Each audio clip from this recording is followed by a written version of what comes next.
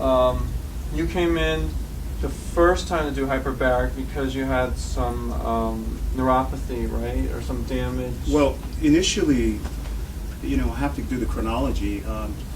Without getting into the gory detail, the situation occurred that required that I have an amputation of the fourth and fifth toe on my right foot.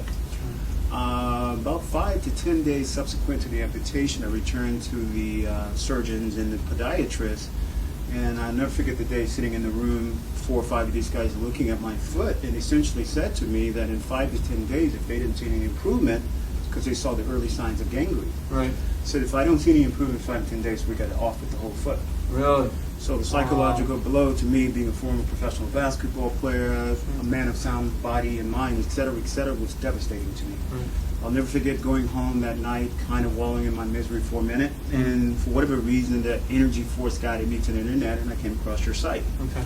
I looked at it, I saw a lot of sites, but for whatever reason, I saw the eclectic material in your site that encouraged me to investigate further. So I decided to give you a call and came in. You immediately assessed the situation, and because in addition I'm type 2 diabetic, that it was a problem of oxygen deprivation getting to the lower extremities. And so you recommended the hyperbaric chamber and got me into a therapy session of oxygen. And I think in about 5 to 6 sessions, no less, and when I returned back to them, these guys were dumbfounded because there were healthy, grainy tissue there available. Yeah. And in fact, they were asking me what had I done. Really? Yeah, they were asking me, cool. what did you do? I never hear any of this part. But Yeah, they were like, what did you do? I said, well, I got into some oxygen therapy, and then they asked me where, and I said, well, we went into an alternative route. And it was really disturbing to me because there's so many people who suffer afflictions that there are solutions available, but the information is not, widely disseminated. Right. So I think it's very, very important people like yourself and the information gets out that even though there is some certain legitimacy in Western medicine, but there are alternative ways to treat things, and we are conditioned to believe that the only source is that, and that's not true, and I'm a living testimony to that. Right. And the other thing that upset me, that was problematic for me, was during that period of healing, there were reoccurring infections, and they never told me how to treat it or to prevent it. I talked to you, you gave me a supplement that basically regenerated the energy. Yes, that got the blood flow to the area that enabled me to heal a little bit faster as well. So I'm indebted to you.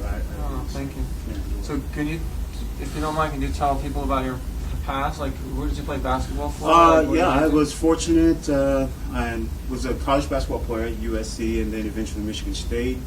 Played with the Portland Trailblazers in the NBA for a couple of seasons and then about 8 years in Europe, in various countries. Oh, really?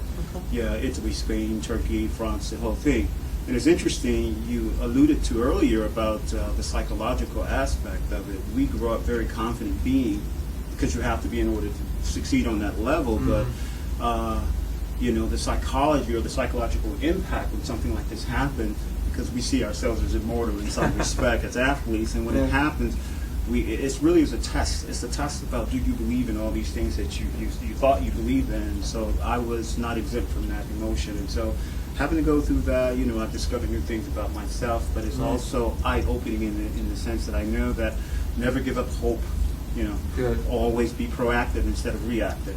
Yeah. And there's always a fighting chance, and there's so many kind of medicine out there now. There's so many labs. There's so many good research. There's a lot of stuff you need to be careful with, but there's so many like rock solid Europe research from all over the world. I mean, if you start to scan the different research that's been done and everything, especially for diabetes. Exactly, and so much. Exactly, and the things that you suggested are scientifically researched. There's a lot of evidence of these things. These things are not hocus pocus. They're, they're grounded in scientific studies and research as well. Because I did do my homework prior to coming. It's just like, okay, I'm not going to waste my time with this thing if in fact it's not, because I had a short period of time, wonderful opportunity to get this thing. Exactly. And in addition to that, the ancillary benefits were, the breathing has gotten better.